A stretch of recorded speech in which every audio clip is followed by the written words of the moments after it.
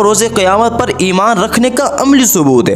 اور سیدنا ابو ہریرہ رضی اللہ تعالیٰ عنہ بیان فرماتے ہیں، نبی کریم صلی اللہ علیہ وسلم نے فرمایا، کوئی بھی پڑوسی اپنے پڑوسی کو اپنی دیوار پر لکڑی رکھنے سے روکے نہیں، مطلب اتنا خیال کا حکم دیا گیا ہے۔ سیدہ عائشہ صدیقہ رضی اللہ عنہا فرماتی ہیں کہ میں ایک روز اللہ کے حبیب علیہ السلام سے عرض کیا کہ میری دو پڑوسنے ہیں اور میرے پاس اتنی استطاعت نہیں ہے، میں صرف ایک کو ہی تحفہ دے سکتی ہوں، تو آپ مجھے مشورہ دیں میں دوں کس کو؟ نبی کریم صلی اللہ علیہ وسلم نے فرمایا، جو پڑوسن تیرے گھر کے زیادہ قریب ہے اسی کو تحفہ دے۔ یہاں سے جو قریبی لوگ ہوتے ہیں، اپنے پڑوسی ہوتے ہیں، ان کے ساتھ حسن سلوک کی اہمیت سے جو ہے وہ آگاہ کیا جا رہا ہے۔